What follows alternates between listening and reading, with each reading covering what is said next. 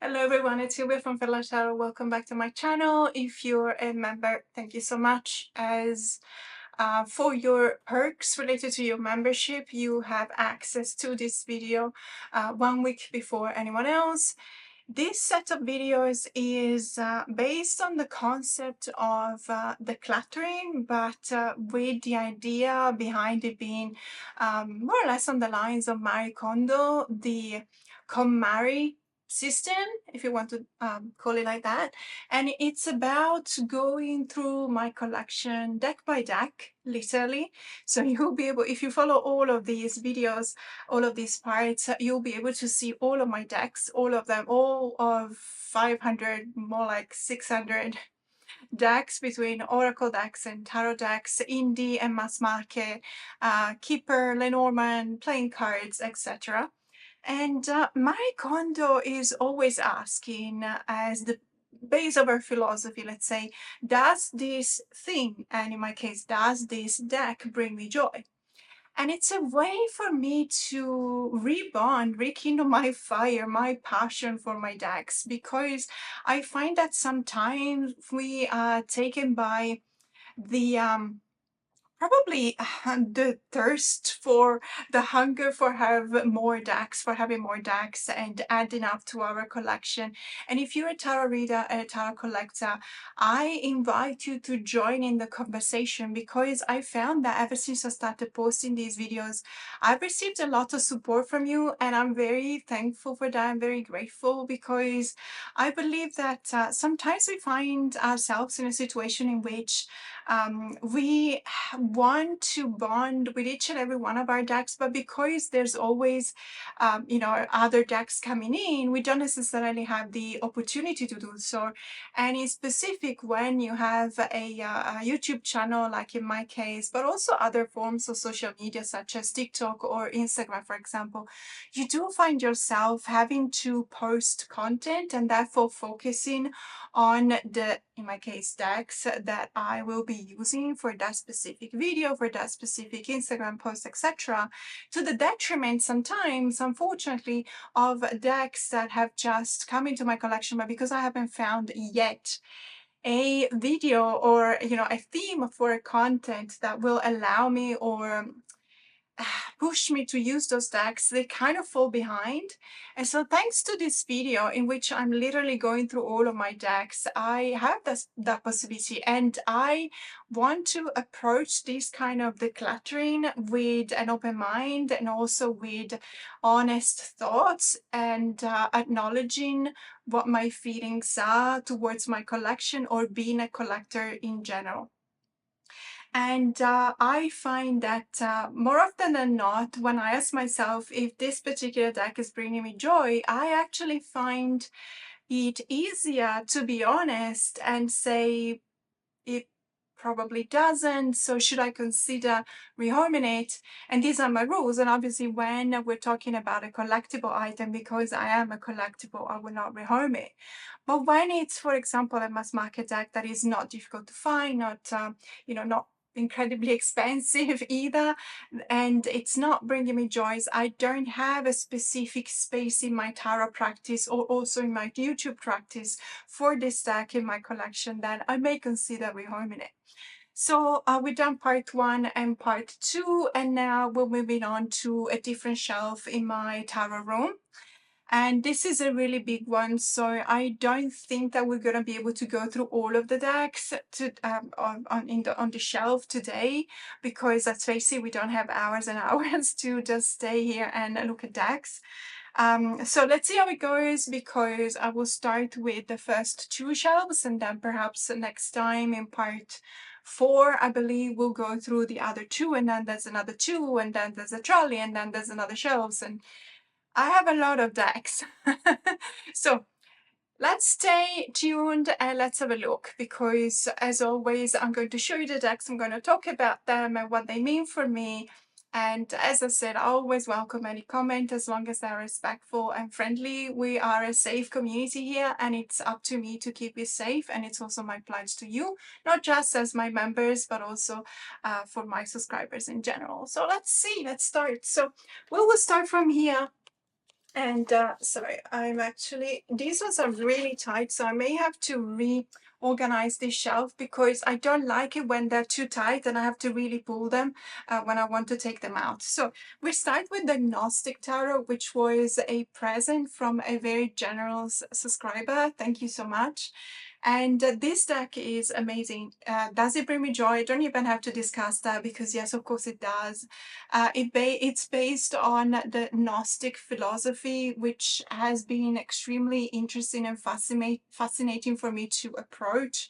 It is, let's say, does include some AI work. I don't feel any negative feelings towards the fact that AI has been used in the production of this deck. It is very interesting, more even than the cards. What I find incredibly enlightening and interesting has been the possibility that this deck has given me to dig deeper into the Gnostic philosophy. So it's definitely safe in my collection. And then the second one that I just took is the Habitrot Traum Tarot. Now, I've talked about the Tamara Tarot in a couple of videos before. This is the first deck that has been produced by the same creator of the Tamara. And I also talked about AI, the use of AI in decks. And because I don't really find that there is a classification that may help us define the amount of work or AI that has been used in the production of a deck, I came up with a classification all by myself. And as I always say, you will not find it if you Google it. There's nothing about it, but I do call it stage 1, stage 2, and stage 3. And just to give you an idea between these two decks, so the Gnostic Tarot is probably a stage 1 in the sense that there's a lot of AI used in generating these images and not a lot of further work done by the creator. Then there is stage 2, which sees a little bit of work done by the creator. This is definitely stage 3 because I know by following the creator's Instagram account, and I literally witnessed the birthing of this deck. I know that she had to use AI, but then after that, she had to apply at least 100 more clicks per card in order to get to the results that she wanted. Regardless of that, this is one of my favorite tarot decks, and so it is very safe in this collection. I really, really love this deck. Moving on, then we've got a few decks by Pixel Occult. In specific, this is the Neon Moon Tarot. It reads this way, but it's actually, as you can see, it's a standard portrait-oriented tarot deck. It is really beautiful. It reminds me a lot of cyberpunk as a style, which I really love because it also reminds me of the 90s and the style of the neon lights of the 90s. Cyberpunk decks are one of my passion. I really, really do appreciate them and love them. The fact that we have these neon colors between the purples and the black and the pink is really my vibes. I really do like this deck. It is a slightly darker deck than others, so perhaps if you have this deck, you may feel prompted to use it for shadow work, which is absolutely fine. You do you. I don't necessarily use it for shadow work, but I do use it when I feel that I want a deck that gives me a little bit of an edge from the traditional RWS take on the cards.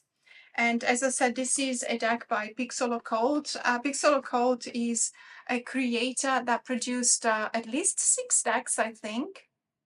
It could be more, it could be less. Apologies for that. I don't have all of them. I do have the ones that I prefer. So this one is definitely one of them, the Neo Moon Tarot.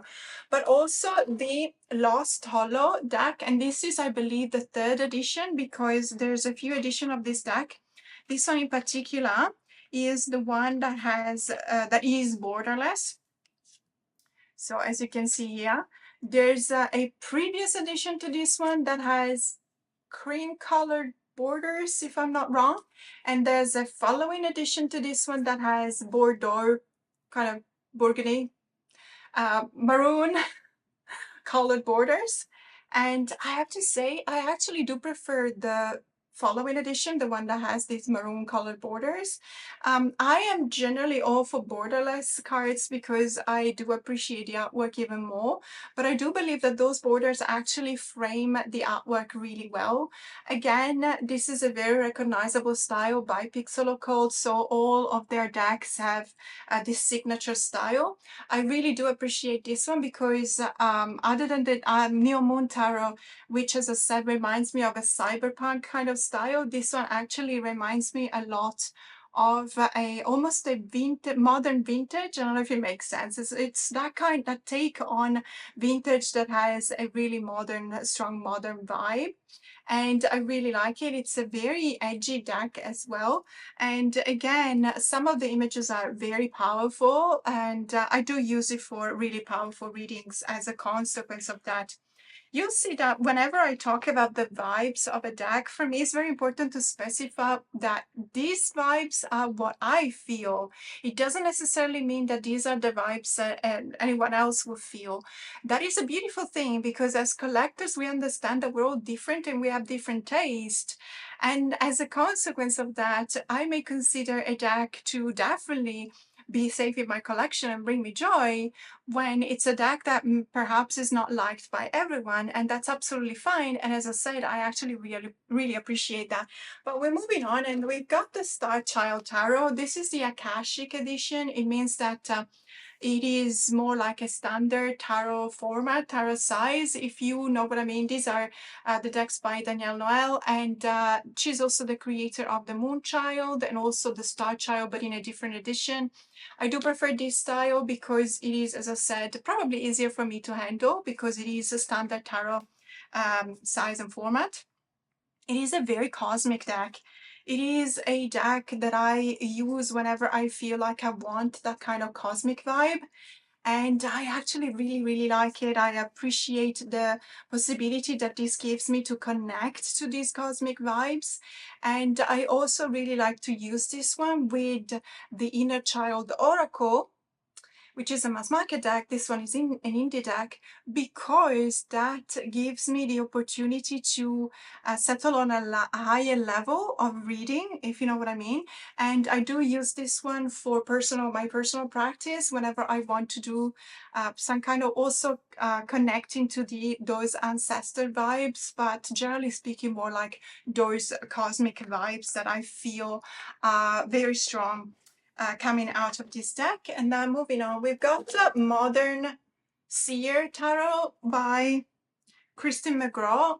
I'm sorry to say this deck is unfortunately looks to be not just out of print, but also the website that was linked to the Kickstarter campaign of this deck from a few years ago doesn't seem like it's being renewed as a domain. And so you will not be able to find this deck unless you find it secondhand in one of those Facebook groups or perhaps Etsy or perhaps even eBay if you trust it to be a legitimate deck. This is a very minimalist deck. I absolutely love it, and I use it a lot with the Reclaim Oracle.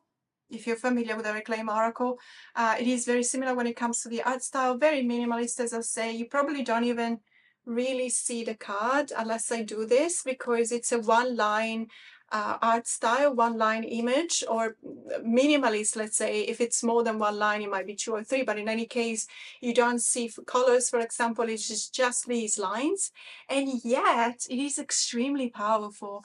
And as I said, it really gives me the opportunity to do these readings in which I want to connect more to my body and my image and the distance and the cognitive dissonance that I experience whenever I look at myself in the mirror. We and our bodies, we change in dramatic ways throughout our lives. There's no two ways around that. It's actually kind of beautiful.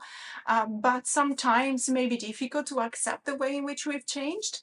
And this, together with the Reclaim Oracle, actually serves this purpose. So I'm very grateful to this deck, and it's definitely perfectly safe here in my collection with the other decks. And then we're moving on to the Slow Tarot, which has one of my most favorite star cards of all time. This is a deck that is indie, but it's been out of print for a while, then it's been reprinted. I don't know at the time of filming whether this is still available for purchase or not. In any case, it is an absolutely gorgeous deck. As I said, it does have or present this modern take on the RWS, even though it still stays as a modern, let's say, as an RWS clone. So you will be able to read it, even though it does have this modern take. But it actually is very, I think that it gathers a lot of energies from our daily lives. So generally speaking, when we're talking about a modern take on an RWS that has these daily life kind of feelings, we talk about graphic novel style. That's my experience. Most of those decks will present this kind of graphic novel style, which I like, but I find that this one, because I believe it's oil painting on canvas. I could be completely wrong, because please understand, I'm not an expert. So if I'm making a mistake, I apologize. But I believe that these are actual paintings from the creator. And I really love the effort behind producing these cards and coming out with these cards. Because it is, you can tell that it's an amazing deck. You can tell while looking at the cards, the effort that this amazing creator has put on the cards. So absolutely fantastic, and definitely going to stay with me. Then we're moving on to this really gorgeous deck. This is the Tarot of Persephone's Garden by Cara Small.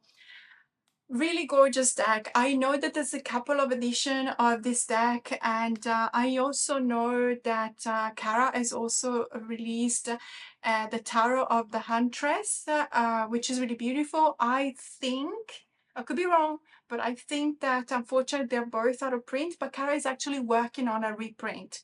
And because unfortunately there's been a lot of copies, as in counterfeit copies being sold of this deck, you know where. I'm not gonna repeat myself. Please just make sure that when you reach out for this deck and you buy it, you make sure that it's a legit copy, a legit deck, because this deck doesn't sell for $10, doesn't sell for $5. If you find a copy for that, it means that it's counterfeit, unfortunately. Follow Cara on her Instagram page, Forest Moon Garden, because she actually gives a lot of updates on her production, and so you will be able to know, when a new print is coming out or not. Then we're moving on to the Cozy Witch Tarot deck, and I find it funny to talk about this deck because I got it on an Amazon Black Friday sale a couple of years ago, I think, or maybe last year, I don't remember. And I always thought that I was too old for this deck. I always thought when I look at the characters in these cards, I feel like I'm their own mom. It could be my children. I don't have children, but if I did, it would be probably this age. So it's a very young kind of deck. You would not see a lot of representation when it comes to age difference. However, something that I have to say is that it doesn't bother me in the slightest. I actually really connected with this deck, and I use this deck a lot. And the reason is, let me see if I can show you, is because of the messages here at the bottom of the card. So each and every card would have a really powerful and very relatable kind of message. And so when I don't necessarily see myself represented in this card because of age reasons, on the other hand, I do resonate a lot with the messages at the bottom of this deck. And I really like it. And I think it pairs up really well with the Magical Spirit Oracle, which is a Rockpool release. This one is mass market, by the way. And so I really like it when I can pair up two decks together, because they find new meanings and I also find a new purpose in my collection. So that's a good thing. Then we're moving on to another couple of indie decks. These are unfortunately rather expensive. So this is called the Tarot of the Drowning World. It is an amazing deck, but together with the Somnia, it probably was the deck that I most resisted buying. I'll talk about the Somnia perhaps if we get to that, maybe in the next video, because it's in these shelves, but it's in lower shelves, so I don't know if I'm gonna get to it today. This one, I resisted buying it because, I'll show you, because it's a lot easier to just show you something rather than explaining it. I followed the Instagram account of the creators, and I have witnessed the way in which these cards have been. So these are photography based cards. I follow the way in which these images have been realized, produced, and basically what you're looking at here is a character, a person, a human that is in a water that is basically a bathtub filled with water and with a lot of objects such as flowers and plants and objects of daily life, etc. But because in many cases these characters look like they're not alive, I don't know how else to explain this, then I did have some problems in relating to this deck. However, I found that when we go past that, this is actually a very deep deck and it serves a really specific purpose. Again, I like to pair it with an oracle deck, which is the Deadly Poisons Oracle. I really love this deck. Again, a rock pool release. I really like the way they pair with each other, but also the Dirt Gems pairs up really well with this one. Also another mass market deck. And also botanical deck, because yes, the botanical elements are very strong in this deck, as you can see, obviously. But it gives you the possibility to also go past the idea that these characters, the persons in the photos are, they're passed on, which could have been probably a bit of an obstacle in enjoying this deck. There's a lot to say about that. I'm not going to go into details, but there was a very specific style of photography, probably about in the 1920s, 1930s, 1940s as well, where they were taking photos of people who had just passed on with their eyes closed. There's actually a movie. It's called The Others with Nicole Kidman. It's a horror movie from a few years ago. Fantastic movie. But then again, I do like the genre, so perhaps it's not everyone's cup of tea. But it does show this, the photos taken of people who had just passed on with their eye obviously closed. And I always associate that style of photography with this deck. But as I said, it does have a space in my collection. Then we're moving on to the Lost Tarot, and by Hans Bauer. And I have to say, this is a Kickstarter award from a campaign from, I don't know, maybe last year. This is a really beautiful deck when it comes to the production value. It is a really fantastic lean and feel cardstock. And I also like that it is a photographic deck, but it's also curated in the sense that it reproduces a certain style of art that I really like. It reminds me of Renaissance style and something like that. I have to say though that when I actually want to be honest with myself and I ask myself if I use this deck, if I find a place in my collection specific for this deck that is not covered by any other deck, I honestly have to say that I don't. And one of the reasons why I'm saying this is also because there is this kind of curve at the top of the cards, as you can see. And because of that, my brain kind of skips ahead and I find myself wanting to look at a full image rather than an image that has been cut at the top with this arch. And it shouldn't be a big deal. But I did pledge to be completely honest in this video. And so if I'm looking for a reason why perhaps I don't use this deck as much as I should or as much as I want to, is because of that. So this is actually it's the first deck that is going into my purgatory shelf or my maybe shelf to consider more and work more with in order for me to understand whether I'm ready to rehome it or not, because I may give it a second chance. And then there's this Carnival at the End of the World Tarot, which is from the same creators as the Tarot of the Drowning World. Again, fantastic work, fantastic effort behind these cards. I have to say that I had to trim this deck because it was really big and I just couldn't handle it. So what I did, I actually trimmed off all of the borders. If your deck looks different, it's because I did trim it and I also edged it. This is, however, a really amazing deck. This is one of the decks that, for many, many reasons, gives me the possibility to add an additional layer of knowledge to my way of reading the cards, some of the cards in specific. For example, this is the Two of Wands. And this is amazing because it gave me, for the first time, the idea of thinking about this card as being in two minds. You know, when you are considering everything that you have and your world is literally so small that it fits on the palm of your hand, and you consider whether it's about time to start a new project, start something new. This was a deck that really made me appreciate the opportunity of reading in a different way. And it is a bit quirky, it's a bit strange and weird and whimsical at times, and sometimes it's difficult to understand. The guidebook to this deck is amazing. Don't skip on the guidebook. I believe that you can purchase the deck alone and then also the guidebook aside, but I highly recommend it if you purchase this deck, because it will give you the possibility to actually understand the deck a lot better than just by looking at the images. In any case, really love this deck, absolutely safe in my collection. Now we're moving on to the Venetian Tarot. I had to have this deck. I was born very close to Venice in Italy. This is the Venetian Tarot by Eugene Vinitsky.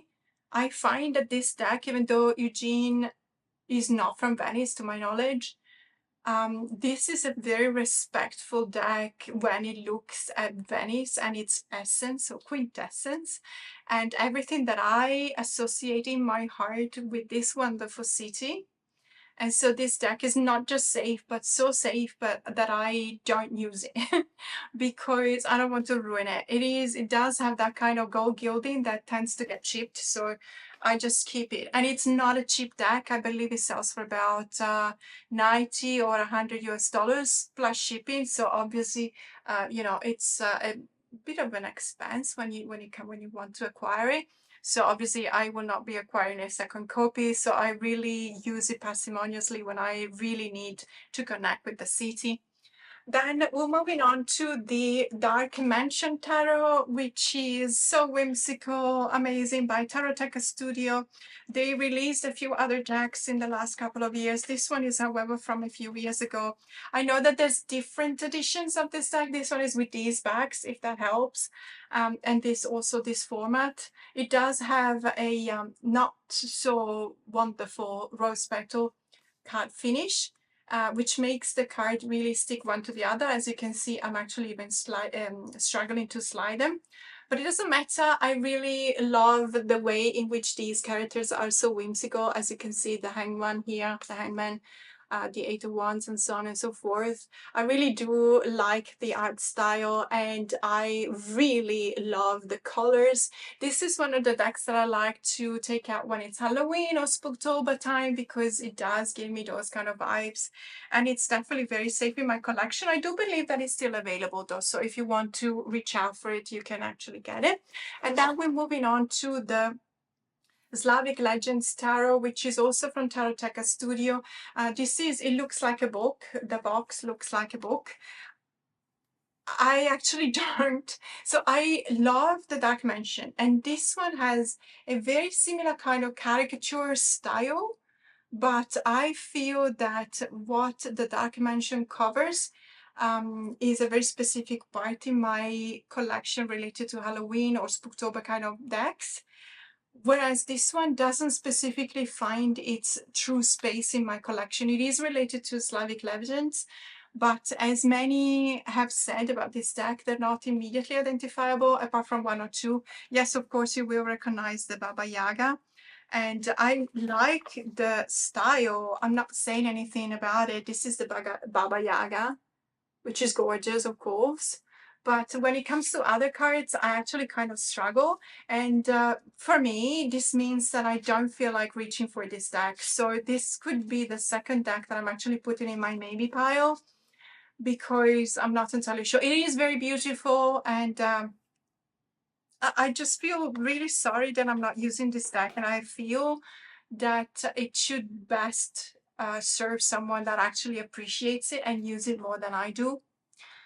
Then we're moving on to a couple of decks in bags that I've got here. And I do want to film a video in which I'm going to use all of my tarot bags from the Tarot Bag Ladies. And so that will be a video in the future. So this one here, I don't even know, because it comes in a very anonymous kind of linen bag. So it is kind of a surprise for me. Let's see which deck it is. Okay, yeah, I get it. So this is an incredible deck. It is the Narrative Alchemy Tarot, and this is based on Pantone colors. So what you will have, the way in which this works, you will have a keyword, as you can see here, and then you will have a number, at the bottom. In this case, obviously, this one is the Sun card, because you can see the major arcana number 19, which corresponds to the Sun card, and the keyword is joy. And then we're looking at confinement, for example. And then you will see this is the 8 of air. So confinement is referring to that sense of being trapped. And so you find all of these different Pantone colors, and there will be a keyword associated to the cards, and there will be obviously a symbol at the bottom, as I said, that will help you understand which card is referring to in a tarot deck. However, because of the keywords, you may also use this deck as an oracle deck, basing yourself on the keywords. It will work really well, so definitely a safe deck in my collection. It was purchased from Make Playing Cards, I believe.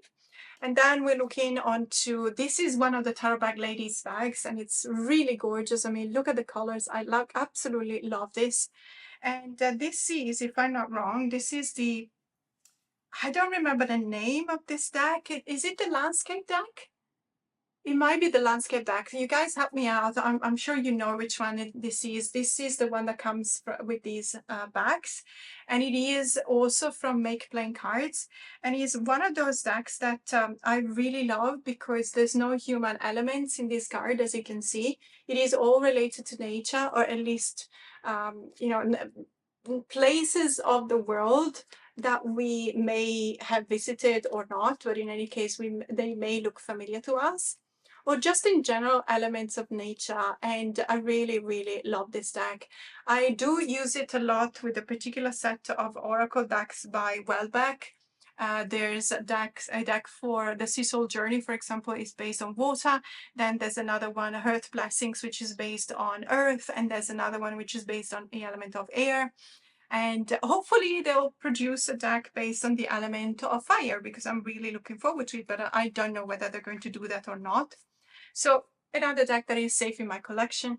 And I feel like we will probably stop at the end of this shelf, even though we have so many to go through. I feel like this series is going to go on for months, because I honestly don't want to just show you the decks and not show you the cards, or not talk about the decks.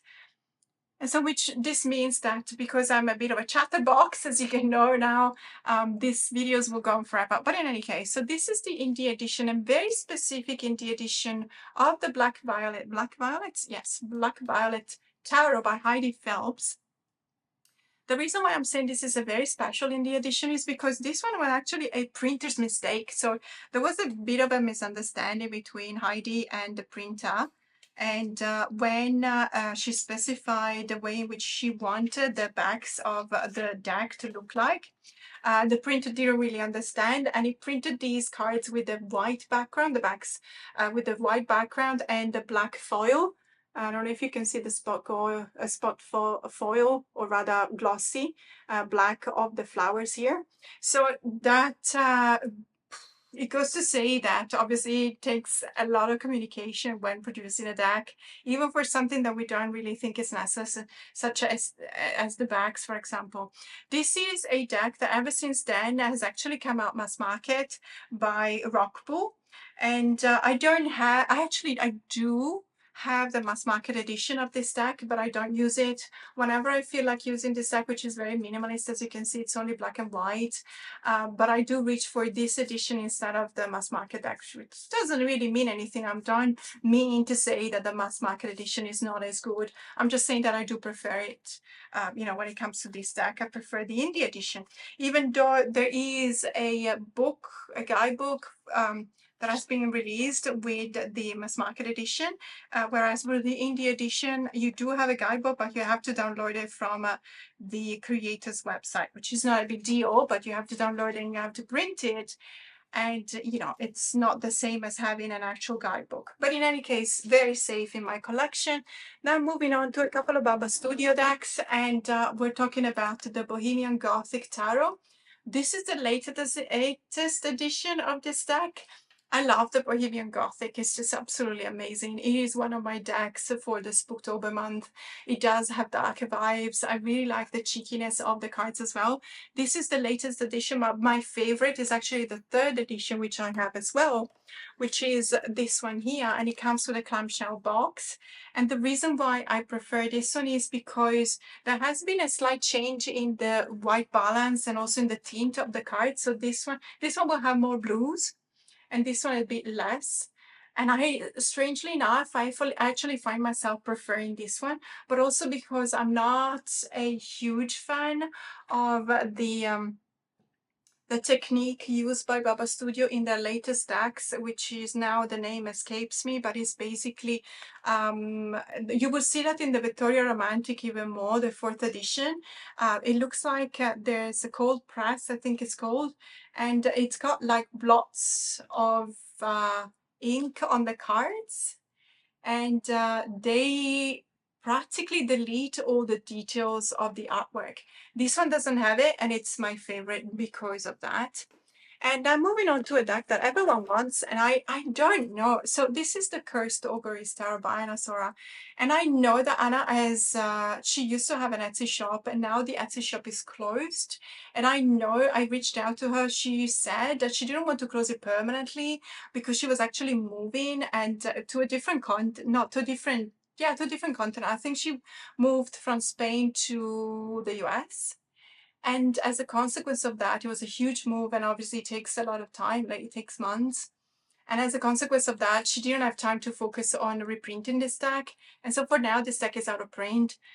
We all know this deck. I'm not going to show the cards because some of these cards are very confrontational. There's especially, not just because there's a few spiders in there, but there's some really powerful images. And I just, I don't know how our reaction will be to these cards.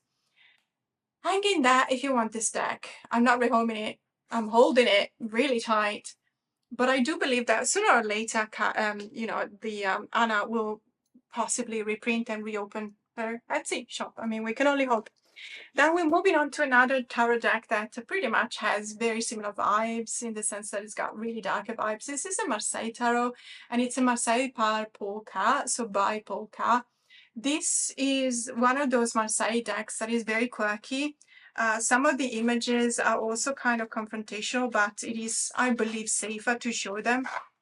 There's a lot of guts and gore in this deck, and it is a Marseille, so obviously Marseille pips. We're looking at pips for the minors, but I do appreciate them. I think they're really nice. Is nice the right word for something that is showing you gut being spilled and pierced by a sword? I don't know. Maybe not nice. Powerful. Let's move to, let's say powerful. So it's got really powerful images, as you can see. And what I was talking about when I was talking about guts and stuff like that. It is a very quirky deck, and I really vibe with the darker theme of this deck. I really think that it's a unique one, especially because, I don't know if it's just me, but I tend to notice that when it comes to Marseille, there's not a huge not creativity, I don't want to say it in a negative way, but let's say that when a tarot creator is endeavoring to create a Marseille deck, they don't necessarily think that they have a lot of leeway in choosing how to make it. Whereas in here, we find how very unique this deck is. And I'm very thankful for that because it gives me also a unique perspective on Marseille.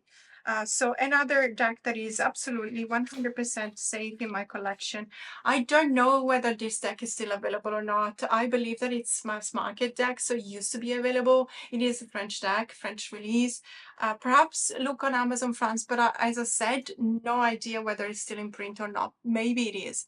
And then we're moving on to another indie deck. It's called the Remember the Sweet Fool Tarot by Trisha Murray. I love this deck. It is very airy. I'm an air sign, I'm an Aquarius. I do appreciate these vibes. It is a photographic deck. However, there is a lot of work behind these photos. And this is one of the decks that I really like to use for very specific type of work I'm doing with my members. I'm finishing the Tarot Roadmap to Processing Grief and Loss. So it is not meant to replace therapy. It is meant to be an additional tool to use use tarot to get in touch with our feelings when we're experiencing grief and loss. And this is one of the decks that I'm actually using because I believe that its calmness and simplicity really helps you focus on what you need to process. And it is also a really beautiful deck. It pairs up really well with the Tree Whisperer Oracle by Mac Black, and I really love the way in which I can pair these two together. Again, very safe in my collection.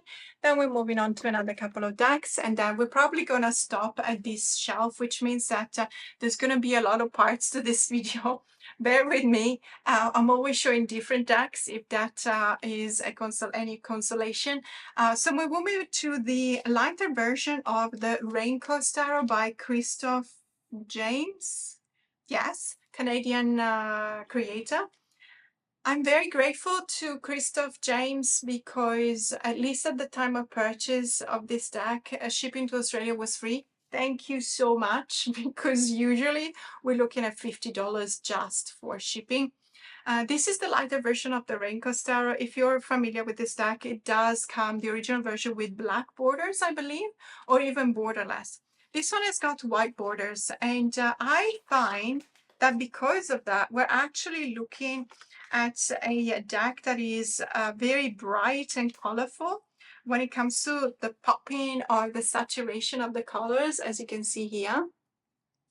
Thanks to the white borders, I did not find the same feeling, let's say, when I was looking at the darker borders edition or even the borderless.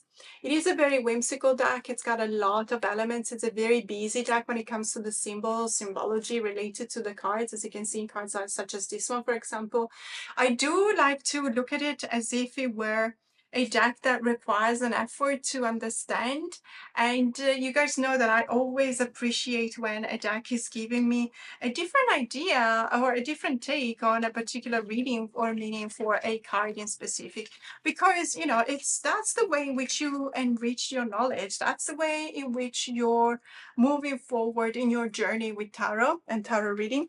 And then I have to stretch. So this is another deck by Christoph James, and this one is, however, the reward of a Kickstarter campaign, again from maybe a year and a half ago, something like that. It's called the Raincoast Visions, and it's still a tarot deck. However, it is obtained with the use of AI, and I have to say, for me, this one situates, remember what I was talking about, stage 1, stage 2, stage 3. This one for me is a bit between stage 1 and 2, so I do recognize that there's been an effort. Sorry, it's a very glossy cardstock, so it catches the light. So I do recognize that there's been an effort by the creator to just start with AI and then move on to a different direction or more personal direction.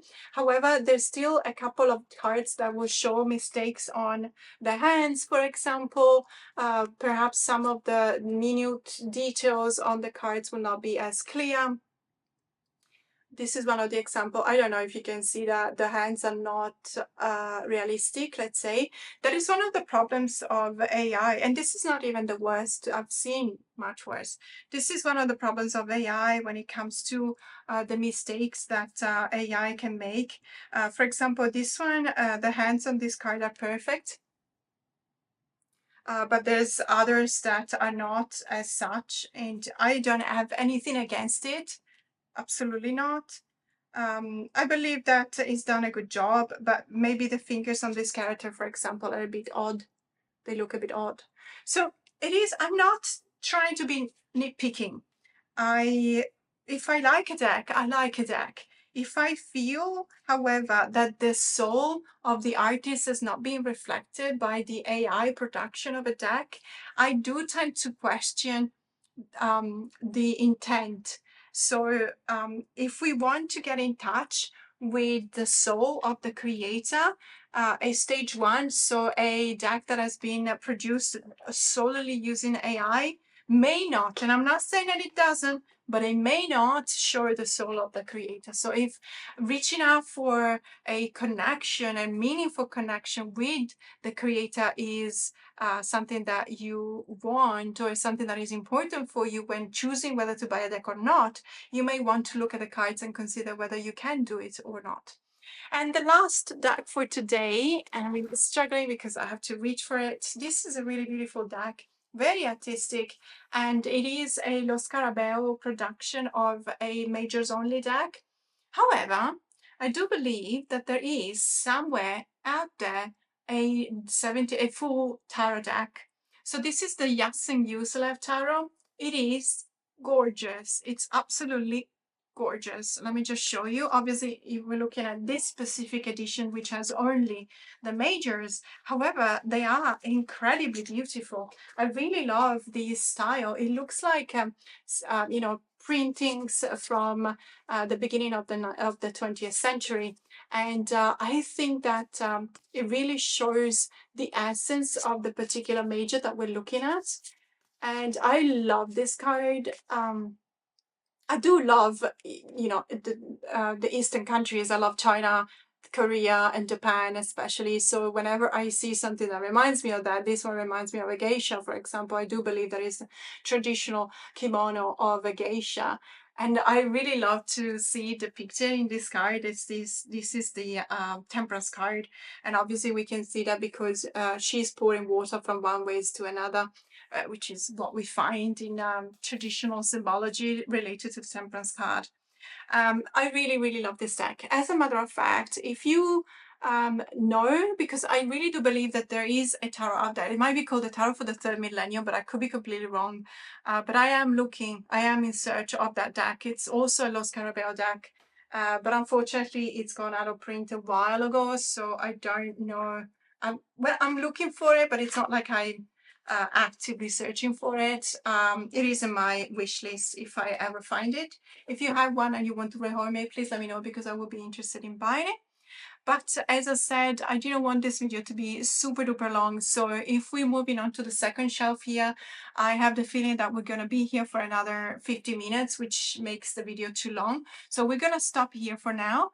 But as I said, the purpose of these videos, so there's a part 1 and a part 2 as well, is for me to find a way to reconnect and bond again with decks that I have been ignoring for one reason or another. And by asking myself if these decks actually bring me joy in a Marie Kondo style decluttering, I'm actually also taking responsibility to, whenever I see a deck that I want to keep but I haven't been using, I'm taking responsibility to actually approach this deck again with a renewed sense of, wonder, and asking myself, how would I use this deck? Let me bond again with this deck. Perhaps I've been ignoring it because there's other decks that I needed to use that came after this one, and I needed to use them to film a video or to make a post on Instagram. So this, I don't want you guys to see this as a way for me to say that I'm decluttering my entire collection, even though the verb is correct, because it is basically looking at what no longer serves me and decluttering that from my collection. But at the same time, is also a fantastic experience for me to go through because I am bonding again with these decks. In any case, as I said, this is, if you're a member of my channel, you will have access to this video 1 week before anyone else. So the only few decks that I have actually considered rehoming were the Slavic Legends Tarot and the Lost Tarot.